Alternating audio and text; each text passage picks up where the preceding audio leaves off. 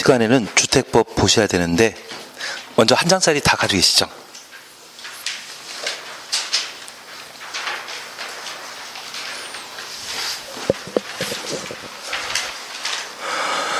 우선 적용 대상 보시게 되면 공공택지란 말을 우리가 볼 수 있습니다. 여기 공공택지는 수용 방식으로 사업하게 되는 공공사업에 따라 조성되는 공동택 건설 용지를 공공택지라 하고, 이러한 공공택지가 3기 신도시에 해당되는 왕속지구를 말하게 됩니다.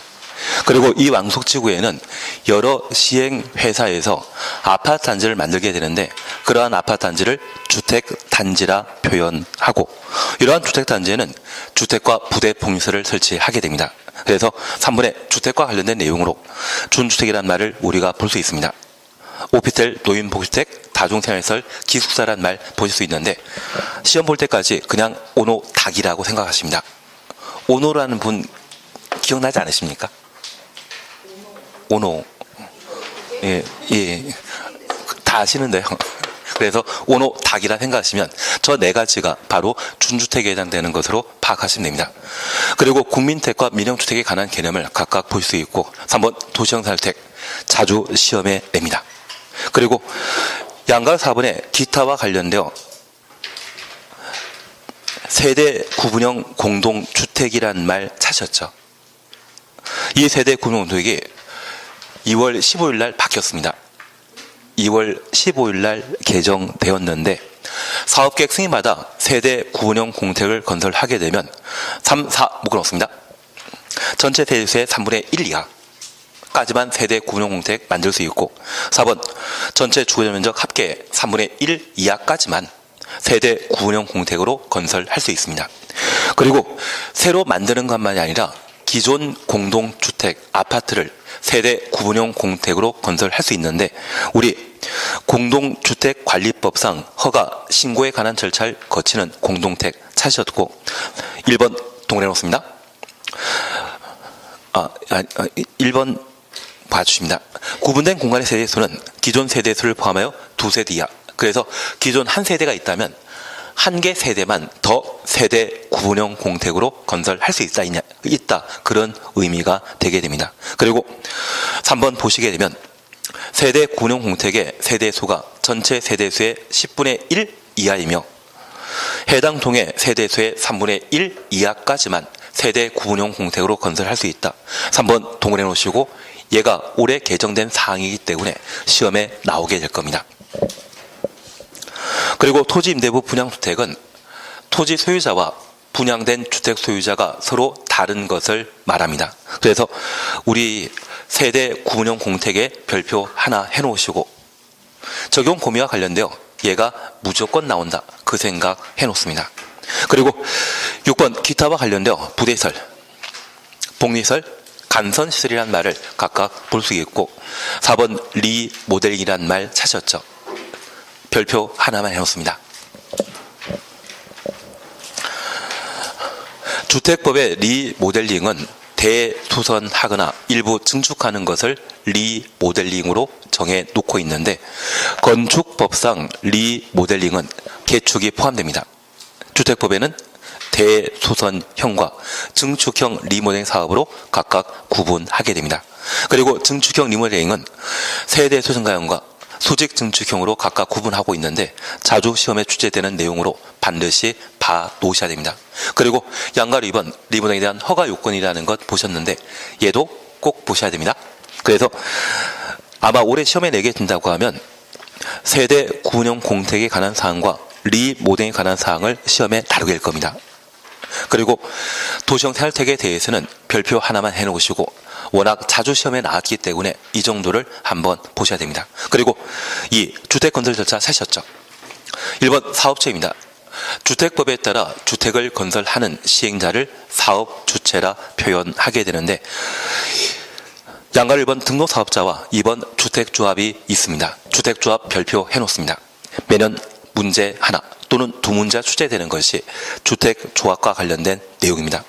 현재 주택조합은 박스에 지역주택조합과 직장주택조합, 리모델링 주택조합 세 가지 형태로 구분하고 있는데, 어떻게 만들어지는지 그리고 조합이 만들어졌을 때 구성 관계에 관한 내용을 각각 보셔야 됩니다.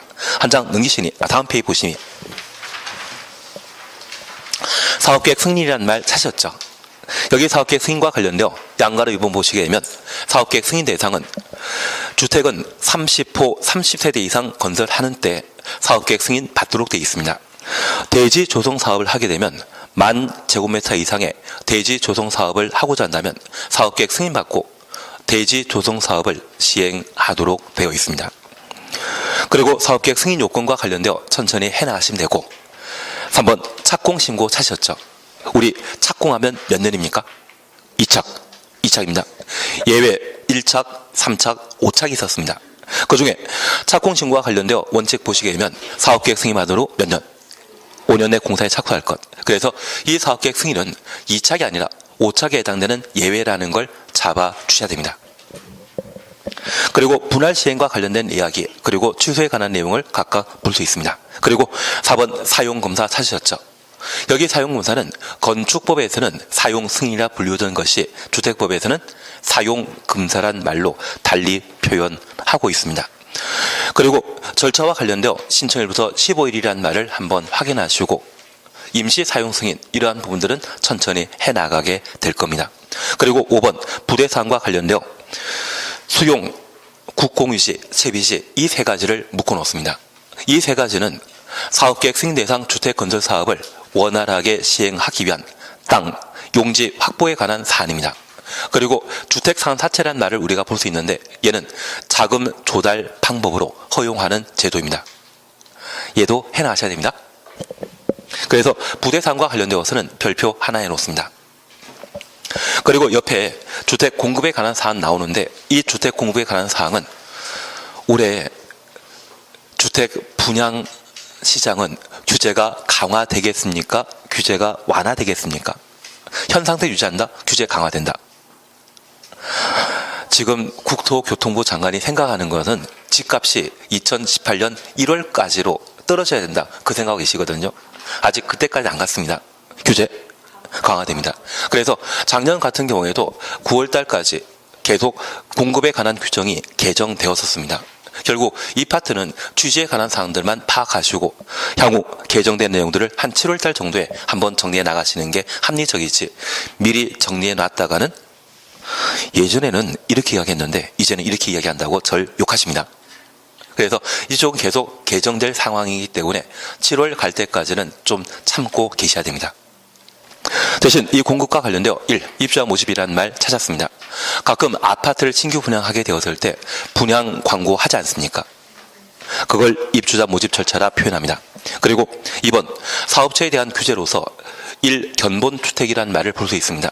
여기 견본주택은 모델하우스를 말하는데 저 모델하우스 만들게 된다면 분양하는 주택의 마감 자재나 가구가 있다면 똑같이 만들어야 되죠. 만약 모델하우스를 아주 좋게 만들었다고 하면 이것 사기치는 것과 마찬가지일 겁니다. 그래서 사기 방지와 관련된 사항으로 견본주택 설치 기준에 관한 내용을 우리가 함께 공부합니다. 그리고 2번 분양가 상한제라는 말 찾았죠. 분양 가격 제한에 관한 사항으로 대상 꼭 한번 봐주셔야 할 겁니다. 그리고 3번 저당권 설정 제한은 한 15년에서 20년에 한번 시험에 나오는데 그래도 한번 나중에 보셔야 됩니다. 그리고 사용공사 후 매도 청구는 최근 시험에 냈기 때문에 크게 문제는 되지 않을 겁니다. 그리고 투기 방지와 관련되어 공급질서 교란 금지는 가끔 청약통장 거래할 수 없다는 이야기 들어본 적 있으십니까? 그게 공급질서 교란 금지 규정에 따른 것입니다. 그리고 중개사법에서 아마 열심히 해주실 것 같습니다. 저도 나중에 해나갑니다. 그리고 투기과열지구라는 말 들어본 적 있습니까? 우리 남양주는 투기과열지구 2단이다. 조정 대상 지역입니다. 구리시는 투기과열지구 2단이다. 구리는 투기과열지구 아닌가요? 그냥 서울은 투기과열지구입니다. 그러면 서울이 투기과열지구라면 서울은 투기하라는 곳입니까? 투기하지 말라는 곳입니까? 투기하라는 이야기입니다. 집값 올라간다는 이야기입니다. 집값 오르는 곳이니까 투기과열지구로 지정한 거 아닌가요? 그래서 그것은 정확하게 말씀드리면 투자해라, 돈 있는 사람만. 대신 대출받아 살 분들은 오지 말아라, 그런 이야기입니다. 별로 좋은 이야기 아니었나 봅니다. 그리고 3번 조정 대상 지역입니다. 여기 조정 대상 지역은 청약 경쟁률에 따라 조정 대상 지역이 결정되게 되는데, 만약 청약 신청하는 곳이 없다고 하면 그때는 위축적으로 지정해서 청약 통장에 청약 1순위는 원칙적으로 6개월 경과되면 청약 1순위거든요. 지역마다 좀 다르지만 이쪽은 한 달만 지나게 되면 1순위로 인정해 주는 것이 위축 지역입니다. 집값 올라가겠습니까? 떨어지겠습니까? 떨어집니다. 왜냐하면 청약 신청해서 내가 원하는 층의 아파트를 분양받는다? 그냥 뺑뺑이 돌리는 거거든요.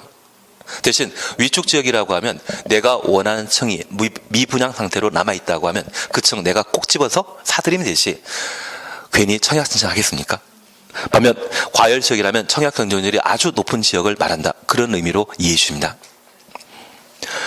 그래서 조정 대상 지역으로 지정되었는데 그곳이 과열 지역이라고 하면 분양하면 분양 잘 되겠죠. 우리 남양주시가 그에 해당되는 걸로 이해하시면 됩니다. 그리고 4. 전매 제한이라는 말 보셨는데 분양권 전매할 수 없다. 그런 의미로 파악해 놓습니다.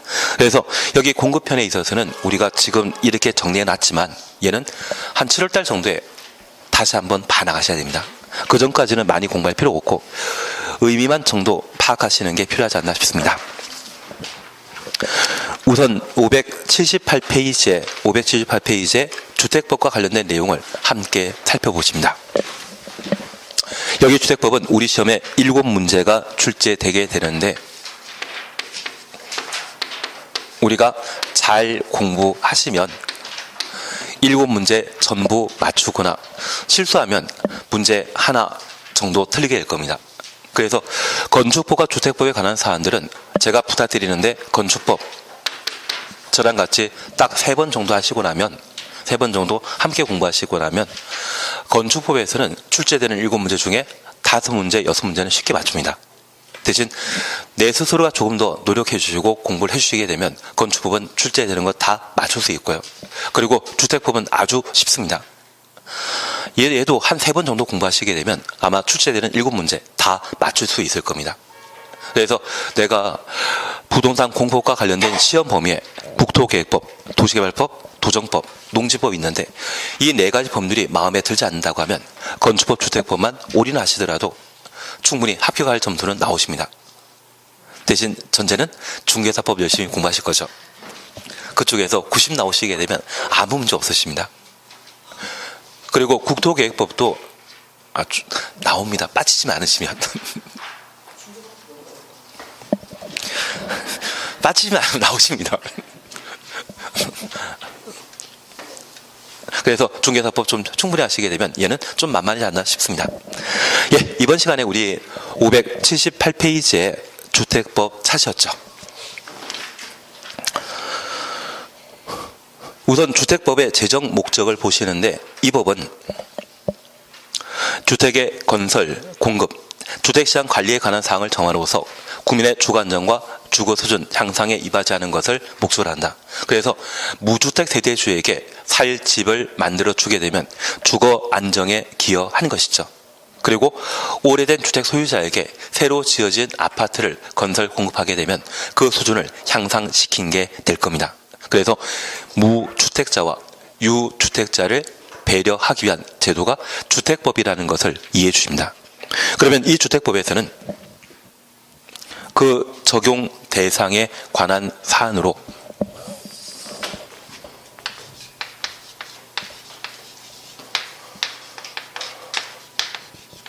주택에 관한 사안과 주택을 건설하는 특히 리모델링에 관한 사안들을 각각 다루고 있는 것이 특징입니다.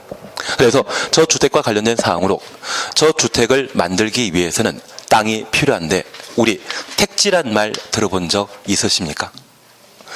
그래서 공장 용지라면 공장 만드는 곳을 말하고 그리고 택지라면 주택을 건설할 수 있는 용지를 말합니다.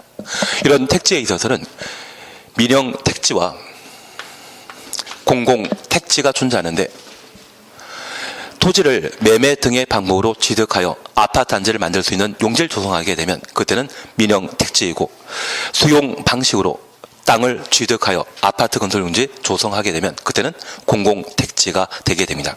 그러면 3기 신도시로 발표된 왕숙지구나 또는 과천, 그리고 감북지구라 교산지구라고 하면, 그런 곳이라고 하면 그 땅에 대해서는 매매 방법으로 사들이겠습니까? 수용하겠습니까? 수용하게 됩니다. 그렇게 조성되는 땅을 뭐란다? 공공택지라 표현하게 됩니다.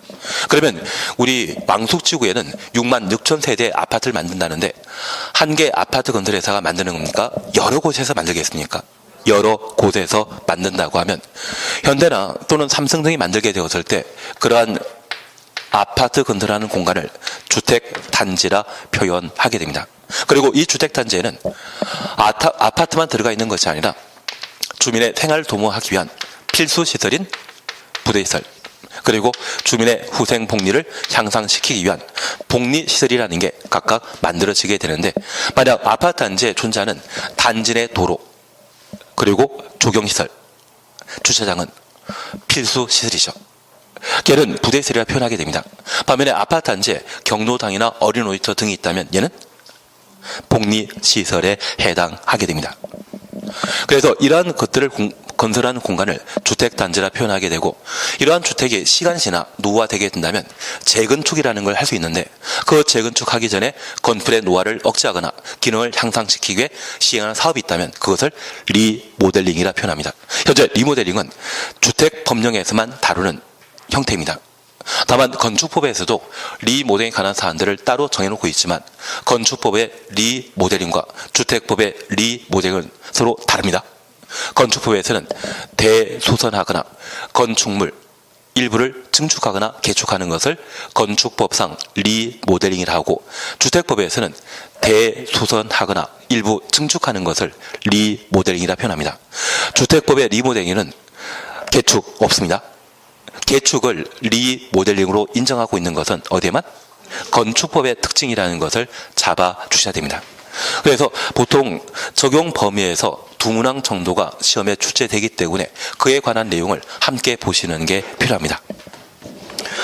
우선 578페이지 보시게 되면 사업계획 승인 대상 주택건설 사업을 시행하는 주택법에서는 1.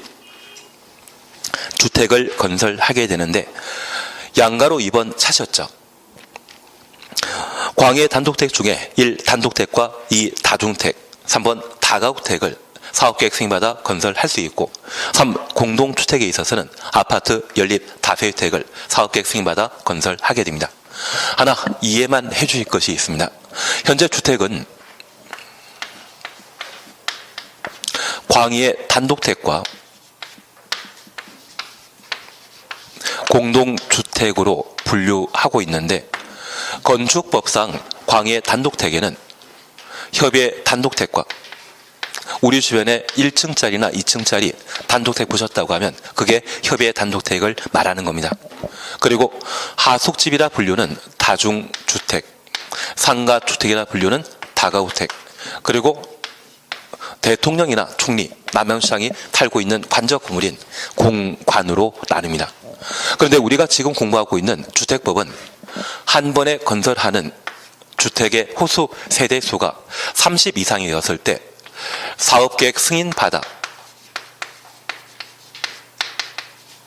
주택건설 사업을 시행하게 됩니다. 만약 30호 30세대 미만의 주택건설 사업이 이루어지게 되면 그때는 건축법에 따라 건축 허가받고 만들도록 되어 있고요. 한 번에 건설한 세대수가 30 이상이라면 그때는 주택법에 따라 사업계획 승인 대상이 되게 됩니다. 그러면 우리가 잠깐 이해하실 것은, 주택법에 따라 건설하게 되는 광해 단독택은 협의 단독택과 다중택, 다가구택까지만 30호, 30세대 이상의 주택을 사업계획 승인받아 건설하게 되는데, 주택법상 사업계획 승인 대상 주택에는 공간 있다 없다? 없습니다. 우리 남양시장께서 아무리 유능하다 할지라도 그분을 위해서 30호의 공간을 만들어줄 필요는 없지 않겠습니까? 그래서 공간은 사업계획 승인 대상에서 배제된다는 것을 이해해 주셔야 됩니다. 그리고 두 번째, 여기 공동택과 관련되어 주택으로 사용하는 층수가 5개층 이상을 아파트라 하고, 4개층이 할 때 연립주택과 다세대 주택이라 표현하게 되는데, 동당 바다 면적 합이 660제곱미터 초과하면 연립, 이하인 때는 다세대 주택입니다. 그리고 기숙사까지를 건축법상 공동택으로 인정하고 있는데, 주택법의 사업계획 승인 대상 공동택에는 기숙사가 포함되지 않습니다. 저 기숙사를 30세대 이상 건설하게 되면 고용자 소유이거든요. 우리 주택법의 제정 목적은 국민의 주거 안정입니다. 주거 안정과 전혀 관계없고, 그리고 이 기숙사에 근로자 2명, 3명이 함께 이용하게 된다면 주거 수준 향상과도 관계없죠. 그래서 사업계획 승인받아 건설할 수 있는 주택법상의 공동택은 기숙사를 제외한 아파트, 연립, 다세대 주택까지만 사업계획 승인 대상이 되게 됩니다. 다만 이러한 각각 4가지의 단독택과 공동택 건설을 하고자 한다면 건축법에서는 허가 받음으로써 만들 수 있죠. 대신 허가 받을 때는 그 호수 세대가 30호 30세대 미만인 때는 건축법에 따른 건축 허가 대상이고, 30호 30세대 이상일 때 사업계획 승인 대상이라는 것 확인해 주셔야 됩니다. 그래서 우리 주변에 20세대 다세대 주택을 만들게 되면 그 다세대 주택은 건축 허가다 만드는 것이고요. 한 번에 만드는 세대 수가 30세대 이상 50, 100세대라고 하면 그때는 사업계획 승인받아 만들게 됩니다. 그런데 이 건축 허가받아 만드는 빌라라 불리는 다세대 주택에는 주차장은 확보되어 있지만 어린이 놀이터나 관리사무소, 경로당 이런 건 없죠. 그래서 규모 작은 건축 허가 대상의 주택 건설에 있어서는 부대 복리설을 강제하지 않습니다. 반면에 규모 큰 사업계획 승인 대상 주택 건설 사업에 있어서는 주택 단지 안에 부대설과 복리설을 반드시 확보하도록 되어 있는데, 저 사업계획 승인받아 주택을 건설하고자 한다면 그만큼 넓은 땅을 필요하지 않겠습니까? 그래서 만약 도심에 한 100평 또는 80평 정도의 땅을 가지고 있다고 하면 이때는 사업계획 승인 대상 주택 만드는 것이 아니라 건축 허가 받고 빌라 만드는 게, 특히 원룸택이라는 것을 만들어가는 것이 일반적인 형태라고 파악해 주십니다. 취지는 이해하시겠습니까? 그래서 사업계획 승인 대상 주택 범위에 기숙사와 공간은 없다, 그렇게 파악해 놓습니다. 그리고 4. 세대 구분형 공동택이죠. 별표 하나 해놓습니다. 다만 우리 책이 만들어진 이후 법이 개정되었거든요. 그래서 일부 개정된 사항은 있지만 오늘 자료로 대신 하셔야 됩니다. 별표 하나 해놓습니다. 그러면 세대 구분형 공택 잠깐 확인해 놓습니다. 우리 주변에 아파트를 만들게 되었을 때 세대 구분형 공택은 법정 세대수가 하나인데 실질적으로 이용하는 세대가 2세대 이상인 것을 세대 구분형 공동주택이라 표현하게 됩니다. 그래서 과거 40평대 아파트가 인기 좋았었는데 최근 5년 사이에는 인기가 없습니다. 그러면 저 40평의 아파트를 한 세대가 거주하는 것이 원칙이지만 얘를 둘로 쪼개서 한쪽에 주인 세대 살고 한쪽에 임대를 하게 된다고 하면 임대소득이라는 것을 확보할 수 있거든요. 그래서 별개 세대로 독립적으로 사용할 수 있도록 별도 출입문, 현관을 만들어 놓고 각 세대 안에 부엌과 화장실을 각각 설치하는 주거 형태가 있다면 그것을 세대 구분형 공택이라 표현하게 됩니다. 우리 안성에 중앙대에 있다는 이야기 들어본 적 있으십니까? 가본 적은? 저도 안 가봤습니다.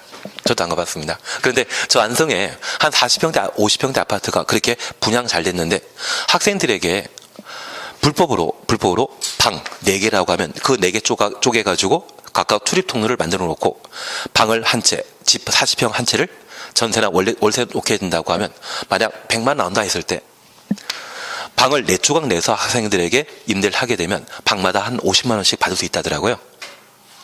쪼개서 임대하는 것이 더 소득이 높은 형태인데, 이런 불법으로 세대를 쪼개했다고 하면 그 세대 쪽에는 건축 재료는 날림으로 해놨거든요. 그래서 잘못 불이 나게 된다면 큰 인명피해가 발생할 수 있습니다. 그런 일들이 워낙 빈번하게 발생하다 보니 이를 법으로 통제하고 규제 갈 목적으로 이 세대 구분형 공택을 제정하게 된 겁니다. 이제 방을 쪼개더라도 기존 세대수가 하나라면 추가할 수 있는 것은 몇 세대만? 딱 하나만. 반면에 새로 아파트를 만들게 된다면 그때는 세대 군용주택은 법정 세대수가 한 세대인데 두 세대, 세 세대가 함께 거주할 수 있습니다. 심지어는 네 세대도 가능하지 않나 싶습니다. 조금 이해되시겠습니까? 그러면 우리가 잠깐 이해하실 것이 있습니다. 여기 세대 군용주택을 건설하게 되었을 때 다음 페이지 보시게 되면 1번 찾으셨죠? 세대 군용주택의 세대별로 구분된 각각의 공간마다 욕실, 부엌, 현관 설치할 것. 욕실부터 현관까지 가로 해놓습니다. 그래서 만약 법정 세대수가 한 세대인데 실질적으로 거주하는 세대가 두 세대라고 하면 현관, 욕실, 부엌 각각 두 개씩 갖춰져야 된다. 그런 의미겠죠. 그리고 두 번째입니다. 하나의 세대가 통합하여 사용할 수 있도록 세대 간의 연결문 또는 경량 구조의 경계벽을 설치할 것. 그래서 지금은 분리되어 살고 있지만 나중에 통합 가능하도록 쉽게 훼손할 수 있는 연결문이나 경량 구조의 경계벽을 설치하도록 되어 있습니다. 3번 찾았습니까? 저 세대 공용주택은 전체 세대 중에 얼마까지만? 3분의 1까지만 세대 공용주택으로 건설할 수 있습니다. 그러면 우리가 잠깐 이해하실 것이 있습니다. 여기 세대 공용주택은 좋은 제도이다, 나쁜 제도이다. 나쁜 제도입니다. 만약 좋은 제도라고 하면 3분의 1 이하가 아니라 이런 제한을 아예 둘 필요가 없습니다. 그러면 하나 이해하실 것은 만약 공동택 단지가 600세대라고 하면 주차장은 세대당 한 대 이상의 주차장을 확보하도록 되어 있거든요. 그래서 주차장은 몇 대? 600대. 만약 한 세대를 모두 두 세대로 법정 세대 한 세대를 모두 실제로 두 세대가 사용하게 된다면 그때는 1200세대가 거주하게 될 것이고 모든 세대에서 차를 보유하고 있는 상태라면 그리고 저희 아파트 단지에도 한 분은 차를 7대나 가지고 계십니다. 막 그러실 텐데 다들 그러지 않아요? 사업하시는 분들이 웬만하면 세금 덜 내려고 차 뽑으시던데요. 예, 그러면 실제 주차장에 주차시킬 차량은 1200대가 되는데 주차 공간은 600대밖에 안 된다고 하면 이런 아파트 단지는 주거환경이 개선되어 있는 것이다. 악화되어 있는 상태이다. 악화되어 있습니다. 그래서 현재 공동택 단지의 세대수가 전체 600세대라고 하면 저 600세대 중에 3분의 1까지만. 이 정도는 참을 인자를 마음에 새기면서 참고 살 수 있다는 이야기거든요. 그래서 200세대만 세대 공용주택으로 건설하게 된다고 하면 일반 주택 400세대와 200세대 실제로 두 세대가 거주하게 되면 400세대 총 800세대가 거주하게 된다고 하면 부족 하나마 함께 생활할 수 있다는 이야기입니다. 이해되시겠습니까? 이해하신 걸로 알고 있겠습니다. 반면 이 세대 공용주택을 기존 주택 단지를 두 세대 이상 쪼개는 경우 있죠. 그걸 법에 정해놓지 않았더니 중앙대 안성 캠퍼스 주변의 아파트 단지 같은 경우는 이 한 세대를 네 세대, 다섯 세대로 쪼개는 분들도 계십니다. 그걸 방지할 목적으로 기존 아파트에 대한 세대 공용주택을 건설하게 되면 일정한 요건을 이번 2월 15일 날 제정해 놨거든요. 시험에 나온다 안 나온다? 이거 없었으면 아직 불법 행위하실 분이 그렇게 많을 것 같습니다. 그래서 얘가 이번에 개정되었다면 당연히 시험에 나올 겁니다. 그러면 우리가 이해하실 것은 법정 세대가 한 세대였다고 하면 세대 공용주택으로 건설하게 되었을 때 두 세대, 세 세대 늘린다. 딱 한 세대만 더 추가할 수 있다. 딱 한 세대만 더. 그래서 기존 공동택을 아파트를 세대 공용주택 건설하고자 한다면 얼마? 두 세대까지는 가능하다. 그 이야기입니다. 새로 만들 때는 출입문, 현관 등만 제대로 만들어 놓게 된다고 하면 세 세대도 가능하고 네 세대도 가능한데 기존 아파트에 대해서는 추가할 수 있는 세대 군용 세대수는 딱 한 세대. 그래서 합쳐서 두 세대라는 것 이해해 주셔야 됩니다. 이해되시겠습니까? 그리고 두 번째입니다. 기존 아파트 단지의 전체 세대 중에 얼마까지만? 10분의 1까지만. 그리고 이 세대 공용주택의 사업이 이루어지게 되는 그 동에 얼마까지만? 3분의 1까지만. 그래서 전체 세대가 만약 600세대라면 기존 아파트의 600세대 중에 세대 군용 공택을 만들 수 있는 세대수는 최대 몇 개까지? 10분의 1이니까 60세대. 만약 60세대가 이미 만들어진 상태라고 하면 기존 아파트의 기존 공동택 소유자는 자기는 세대 군용 공택을 만들 수 있다 없다? 이것 먼저 해야 될 것 같은데. 먼저 하는 인원 제한하면 먼저 하는 게 낫지 않겠어? 그리고 이런 일이 한 동에 집중적으로 이루어지게 되었을 때 한 동에 동해 세대가 만약 한 60세대라고 하면 60세대 중에 얼마까지만? 3분의 1까지만. 지금 서로 뭐하고 있는지 잘 모르고 있는 중인 것 같습니다. 그래서 우리 오늘 받으신 거 있지 않습니까? 오늘 받으신 것 중에 양가로 4번 기타에서 동그라미 1번 세대 군용공택. 사실은 이게 양가로 4번 세대 군용공택이 돼야 되는데 제가 실수해서 이렇게 됐나 봅니다. 그 중에 박스 찾으셨죠? 1페이지에 박스 찾으셨죠? 공동택관리법상 허가 또는 신고하고 세대 군용공택을 건설하는 경우로서 우리 3번에 세대 구분용공택의 세대수가 전체 세대의 얼마? 10분의 1 이고 엔드 개념입니다. 해당 동에 얼마? 3분의 1까지만 세대 구분용 공택을 새로 만들 수 있다는 것 확인하시고, 덕분에 현재 만들어져 있는 아파트 중에 만약 40평대 아파트가 있다고 하면 주인이 거주하기 위한 한 25평 공간과 그리고 임대할 수 있는 공간으로서 15평을 세대 구분형 공택으로 만들 수 있을 겁니다. 다만 이렇게 만들고자 한다면 주변에 꼭 병원이 있어야 됩니다. 주변에 백화점이 있어야 됩니다. 학교 있어야 됩니다.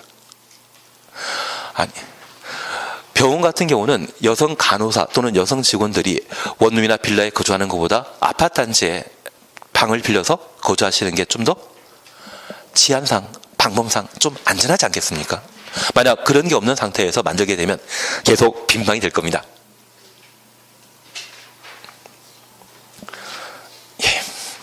지금 뭘 했는지 서로 모르는. 그래서 만약 대학가가 많이 몰려있는 데라면 좀 넓은 평형, 좀 가격 떨어질 수 있는데 요즘 서울 같은 경우 학교 주변에 40평대 50평대 아파트 가격이 올라간다는 이야기 못 들어보셨습니까? 난 지금 남양주에 살고 있기 때문에 모르는 상황입니다. 괜히 제가 열내서 했나 봅니다. 이것 잡아주시는 게 필요합니다. 이 투자 쪽은 필요 없고 그냥 시험 나온다는 것만 그래서 새로 건설할 때는 얼마? 3분의 1, 3분의 1이라는 말 기억해 주셔야 됩니다. 그리고 두 번째, 기존 아파트를 세대 구분형 공택으로 새로 만들게 된다면 그때는 전체 세대 10분의 1 동에 3분의 1까지만 세대 구분형 공택을 건설할 수 있다. 그거 잡아주시는 게 여기입니다. 그리고 자금 차이에 따른 구분으로서 국민주택과 민영주택이 있는데 지금은 목차만 봐주시고요. 바로 3번 국민주택 규모라는 말 찾으셨죠? 국민주택 규모란 주거 용도로만 쓰이는 면적이 1호 1세대당 85제곱미터 이하의 주택을 말한다. 가로 속에 수도권을 제외한 도시지역이 아닌 읍면, 그래서 수도권을 제한부터 읍면까지 가로해 놓으시고, 이런 경우는 주거 전용 면적이 100제곱미터 이하의 주택을 말한다. 100 추천없습니다. 그러면 우리가 잠깐 이해하실 것으로서 여기 국민주택 규모는 주택은 전유 부분이라는 곳과 공용 부분이라는 것이 각각 존재하는데, 이 전유 부분은 아파트의 철제 대문 안쪽 그 공간을 전유 부분이라 하고, 공용 부분은 둘 이상의 구분 소유자가 함께 사용하게 되는 계단, 복도, 주차장을 공용 부분이라 표현하게 됩니다. 현재 주택법에서는 이 공용 부분에 대해서는 그 가치를 부정하고 인정하지 않습니다. 우리가 민법 공부하시면서 주종 관계라는 말 들어본 적 있으시죠? 여기 공용 부분과 대지 지분, 대지 사용권은 종물에 해당되는 것으로서 재산 가치가 없기 때문에 이쪽은 무시해버리고 전유 부분인 주물에 대해서만 중요하게 생각하게 됩니다. 그래서 이 전유 부분의 면적이 얼마? 85제곱미터까지를 서민이 거주하는 국민택 규모로 인정하게 되는데, 저 국민택을 건설하는 장소가 수도권을 제외한, 여기 수도권 제외라고 하면 서울, 인천, 경기도 아닌 곳을 말합니다. 대전 정도를 말할 수 있을 겁니다. 이러한 곳에 도시 지역이 아닌, 우리 세종시는 아니, 우리 남양주시는 도시 지역이다? 아직 3월달에 다시 공부하십니다. 3월달에 공부하십니다. 서울은 도시 지역이다? 섞여 있다. 예, 섞여 있다. 그래서 서울이 도시 지역이 되는 것이 아니라 서울이라 또는 남양주라고 하는 행정 관할 구역이 있다면 일부는 도시 지역, 일부는 관리적, 농림적, 자연환경 보전 지역 그렇게 섞여 있습니다. 그래서 서울이 도시 지역이다, 남양주가 도시 지역이다 이 말씀은 틀리고, 남양주는 도시이다 그건 맞겠지만 도시 지역이라는 말 쓰는 건 아닙니다. 우리 행정관할 구역에 도시지역과 관리적, 농림적, 자연환경 보전 지역이 공존하고 있다는 것을 이해해 주셔야 됩니다.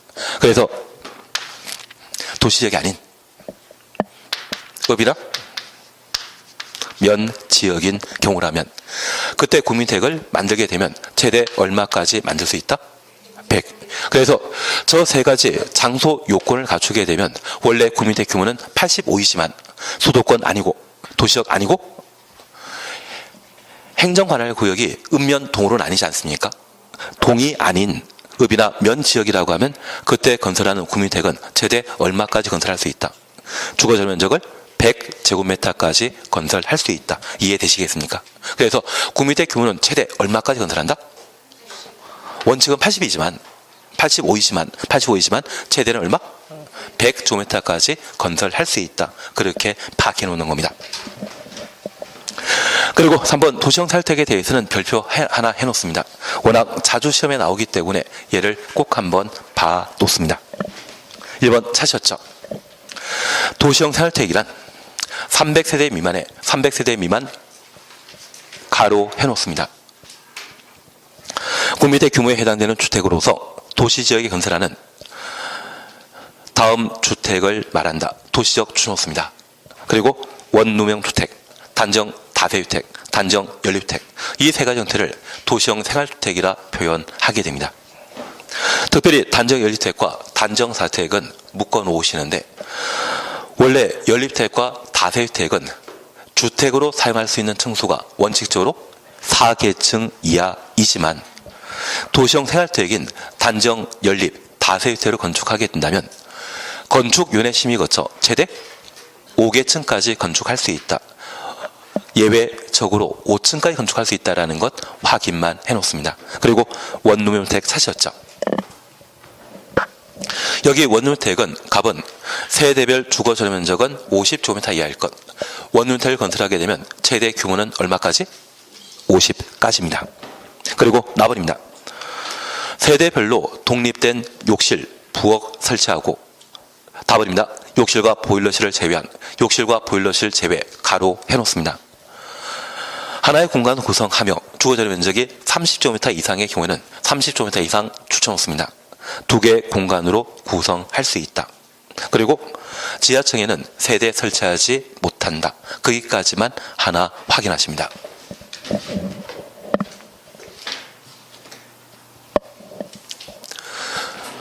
잠깐 우리가 이해하실 것이 있습니다. 현재 도시형 살택은 MB 때 만들어진 주거 정책 제도로서 1인 가구와 2인 가구의 주택 문제가 심각한 사회적 문제로 대두되어 그 문제 해결하기 위해 채택한 정책입니다. 이것 공급을 확대시켜야 되겠습니까? 공급을 축소시켜야 되겠습니까? 공급 확대시켜야 되죠. 그래서 규제를 강화시킨다. 규제 풀어준다. 풀어주는 형태입니다. 그러면 이 도시형 살택을 건설하게 되면 이 도시형 살택은 도시형이기 때문에 어디에 만든다? 주택 수요가 높은 도시 지역에 건설한다라는 것 기억해 주시고, 저 도시형 살택을 건설하게 되면 사업계획 승인받아 건설하게 되었을 때 최대 세대 수는 300세대 미만만, 국민택 규모인 주거전 면적 85제곱미터 이하로 건설 공급하도록 되어 있습니다. 그런데 이 도시형 살택을 건설하게 되었을 때 얘가 좋은 제도라고 하면 300세 미만이라고 하는 세대수의 제한을 두질 않아야 됩니다. 그러면 저 도시형 살택은 500세대를 건설할 수 있다 없다? 500세는 안 되고 오직 300 미만만. 이 도시형 생활주택을 만들게 되면 우리는 주차장과 관련되어 세대당 한 대 이상의 주차장이 확보돼야 되는 것이 원칙입니다. 그런데 이 도시형 생활주택은 세대당 0.5대 주차장을 확보하면 만들 수 있습니다. 그리고 어떤 지방 같은 경우는 세대당 0.3대 주차장을 확보하면 도시형 생활주택을 건설할 수 있도록 허용하게 됩니다. 이런 도시형 생활주택이 많이 만들어지게 되면 주차장 문제는 당연히 큰 사회적 문제가 대두될 수 있기 때문에 세대수를 제한하게 되는 겁니다. 얼마까지만? 300 미만. 이해되시겠습니까? 그러면 이러한 도시형 생활주택을 건설하게 되었을 때 세 가지 형태로 구분하고 있는데 단정 연립, 단정 다세대주택과 관련되어서는 건축위원회 심의 거쳐 최대 몇 층까지 만들 수 있다? 5층까지 만들 수 있다. 그러면 충분하시고요. 이제 두 번째 보시는 게 바로 원룸형 주택이 되게 됩니다. 만약 SK 하이닉스 반도체가 용인, 처인구, 원산면에 결정되었다고 하면 가서 제일 먼저 만들 게 뭐다? 이거 안 하실, 예. 다른 분들은 다 돈 벌어도 상관없고 나는 그냥 구경만 하겠다. 그 생각은 어쩔 수 없지만 우리 평택 쪽에 삼성전자에서 120조 투자해서 반도체 공장 만든다 했을 때 과거 지금 올해 2019년이죠. 그 사업이 한 2010년도에 결정되었거든요. 그 사이에 서정리역이라고 하는 지하철역 앞에 땅값이 한 평당 50, 70 하던 게 있다면 지금 재작년에 한 2천 넘었습니다. 아마 지금은 서울 강남 가까이 되지 않나 싶고 지체역이라고 하는 SRT 지하철, SRT 고속철도 지나가지 않습니까? 예, 돈이 없기 때문에 그게 정답인 것 같습니다. 그래서 이런 일들이 참 많았고 최종적으로 아파트 단지 만들기 전에 오피스를 만든답시고 좀 난리가 아니었습니다. 그래서 토지에 대한 수요가 워낙 많아지기 때문에 그곳 내려가 계시면 그 지역 경기가 잘 활성화되면 나는 그냥 가만히 있어도 같이 돈 벌지 않겠습니까? 우리 남양주도 마찬가지입니다. 남양주에도 각종 개발 사업이 예정되어 있기 때문에 여기에 생활하고 그냥 일반적인 평균적인 수준만 유지하더라도 내 재산 가치는 점점 올라갈 수밖에 없습니다. 그래서 열심히 한번 만들어 보는 것도 필요하십니다. 그러면 여기 원룸주택과 관련된 사항을 잠깐 확인하시는데 이 원룸주택은 단독주택 형태이다, 공동주택 형태이다. 공동주택 형태입니다. 우리 주택법에서 허용하는 공동주택은 아파트, 연립, 다세대, 기숙사 있다 없다? 없습니다. 그래서 저 원룸주택은 아파트 형태로, 연립주택 형태로, 다세대 형태로 만들어지게 되는데 한 3년 전에 의정부 도시형 생활주택인 10층짜리 아파트에서 화재 발생해서 큰 인명피해 있지 않았습니까? 그러면 그 원룸주택은 아파트 형태이죠. 10층짜리 아파트, 10층은 아파트이죠. 그런 형태로 원룸주택을 만들 수 있다는 것을 이해해 주셔야 됩니다. 그리고 이 원룸주택을 만들게 된다면 최대 주거적 면적은 얼마까지만? 50제곱미터까지만. 그리고 당연히 주거 생활할 수 있는 욕실, 부엌 갖춰야 됩니다. 그리고 저 욕실과 보일러실을 제외한 공간을 하나의 공간으로 구성해야 되는데 만약 이 보일러와 침실이 같이 붙어 있다면 한밤중에 난방하게 되었을 때 시끄러워서 잠 못 잘 수 있죠. 그리고 욕실과 침실이 붙어 있다고 하면 저 욕실에는 습도가 높기 때문에 사람 신체 건강에 나쁜 영향을 끼칩니다. 그래서 저 욕실과 보일러를 제외하는 것을 하나의 공간으로 구성하게 되는데 특별히 주거적 면적이 얼마 이상이면 30제곱미터 이상이라면 투룸도 가능하다는 이야기죠. 그래서 법에서는 원룸형 주택이라지만 실질적으로 투룸, 쓰리룸도 원룸주택이 될 수 있는 겁니다. 주거적 면적이 얼마? 30제곱미터 이상인 경우라면 두 개의 공간으로 구성할 수 있다. 그것 잡아주셔야 됩니다. 그리고 쾌적한 주거생활을 도모하기 위해 우리 주택법에서는 지하층에는 주택을 두질 못합니다. 지하층은 원룸주택 설치할 수 없다. 그걸 잡아주시는 게 필요합니다. 그래서 50이라는 것 해결되시겠습니까? 그리고 30일이라는 것 해결되시겠습니까? 그러면 이제 마지막 정리할 게 있습니다. 단정 연립주택과 단정 다세대주택은 최대 85제곱미터까지 건설할 수 있다. 주거적 면적이 85제곱미터로 할 수 있다. 맞는 이야기입니다. 원누명 주택의 경우에는 국민주택 규모인 85제곱미터, 50초과는 80, 60 만들 수 있다? 없습니다. 원주택은 만들게 되면 최대 주거적 면적은 얼마까지만? 50까지만. 그래서 단지형 연립주택과 단지형 다세대택의 좀 다른 원주택의 최대 주거적 면적의 규모가 50제곱미터라는 것을 하나 잡아주시는 게 필요합니다. 그리고 마지막으로 봐주실 것이 양가로 2번 복합건축제한이라는 말 찾으셨죠? 복합건축제한이라는 말 찾으셨는데 1번 마음 편하게 보십니다. 하나의 건축물에는 도시형 살택과 그 밖 주택을 함께 건축할 수 없다. 이것 당연하다 생각해 주십시오. 만약 도시형 생활택에 해당되는 일반 주택 10세대와 그리고 일반 주택 10세대를 함께 설치하게 되면 이 도시형 생활택에 적용되는 주차장 설치 기준은 세대당 얼마? 0.5대. 총 주차장은 15대가 될 겁니다. 그런데 모든 세대에서 차를 소유하게 된다고 하면 15대 주차 공간에 5대는 제자리 못 찾거든요.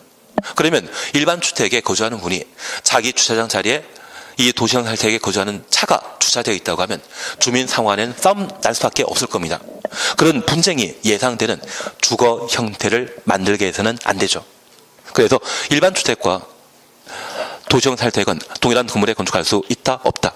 없다라는 것 이해해 주셔야 됩니다. 그리고 두 번째입니다. 다만 다음 하나에 해당되는 경우는 예외를 한다.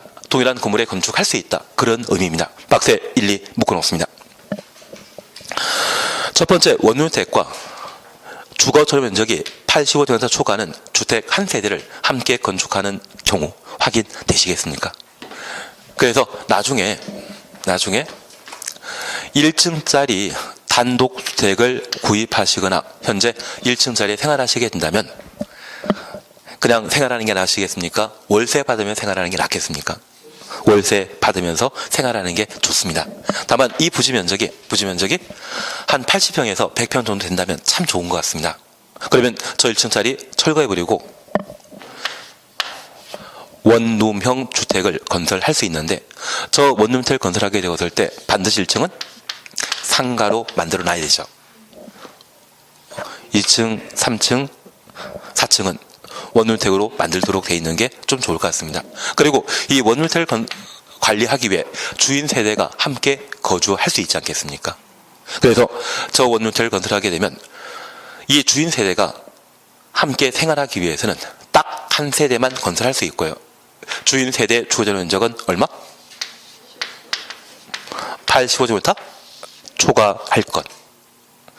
그런 때만 주인 세대가 동일한 건물에 함께 건물 관리하기 위해 거주할 수 있다는 이야기입니다. 취지 이해하시겠습니까? 다만 준주거적 또는 상업지역에서 준주거적, 상업지역 가로 해놓습니다. 원주택과 도시형 혜택 외 주택을 함께 건축하는 경우에는 건축 제한 규정을 적용하지 않겠다는 이야기죠. 그러면 우리가 잠깐 이해하실 것이 있습니다. 이번에 만들고자 하는 원주택의 용도 지역이 상업지역이거나 준주거 지역이라면 땅값 비싸지 않겠습니까? 만약 이런 경우라면 건물 일부를 원누명 주택으로 할 수 있고 그 나머지에 도시형 살택 외주택, 일반 주택을 함께 건축할 수 있다는 이야기입니다. 다만 저 일반 주택 건축할 때 세대 수에 관한 제한 없습니다. 한 세대가 아니라 두 세대, 세 세대, 10세대도 가능하다라는 것 이해해 주시고 주거 전용 면적에 대한 제한은 있다 없다? 없습니다. 85제곱미터 이하이건 85제곱미터 초과건 관계없이 장소가 어디면 상업지역과 준주거지역이라면 원주택과 일반 주택을 함께 건축할 수 있습니다. 만약 용도지역이 상업지역, 준주거지역이 아니라면 만약 일반 주거지역이라면 원주택을 만들게 되었을 때 주인 세대도 함께 거주할 수 있죠. 그때는 세대 수는 딱 몇 세대만, 한 세대만. 크기는 주거 전용 면적이 85제곱미터 초과하는 때에만 동일한 건물에 건축할 수 있고 해당 용도지역이 상업지역과 준주거지역이라면 세대 수에 대한 제한 없이 면적 제한 없는 일반 주택을 원주택에 함께 건축할 수 있는 겁니다. 취지 이해하시겠습니까? 그래서 장소에 관한 사항을 꼭 한번 봐주시는 게 필요합니다. 그리고 2번입니다. 하나의 건축물에는 단정 연립, 단정 다세대택과 단정 연립, 단정 다세대 가로 해놓으시고 원룸택 추천없습니다. 함께 건축할 수 없다. 확인되시죠? 하나 이해하실 것이 있습니다. 여기 원룸택은 아파트 형태로 만들 수 있죠. 아파트 형태로 만들 수 있습니다. 그러면 단정 연립, 단정 다세대택은 최대 건축할 수 있는 층수는 몇 층까지? 5층까지. 반면에 아파트형 원룸택이라고 하면 5층 이상이죠. 층수의 제한을 받는 것과 층수의 제한이 없는 것을 같은 건물에 건축할 수 있다 없다. 하나님도 불가능할 것 같습니다. 그래서 단정 연립, 단정 다세대택과 원룸택은 같은 건물에 건축할 수 없습니다. 취지 이해하시겠습니까? 그것 파견하시면 올해 시험에 나올 것은 일단 해결된 것 같습니다. 올해 무조건 나오는 것은 세대 군용공택 아니면 도시형 생활택이 된다는 것만 기억해 주십시오. 하셔야 됩니다. 그리고 다음 페이지의 기타 주택 종류에 대해서는 지금 할 필요 없을 것 같습니다. 공공택지 천천히 하시고 양가로 2번 주택 단지란 말 나오는데 지금은 취지만 이해하십니다. 한 장 넘기십니다. 부대시설과 복리시설, 기관시설, 간선시설이라는 말이 있는데 지금은 할 필요 없으시고 옆에 리모델링 찾으셨죠?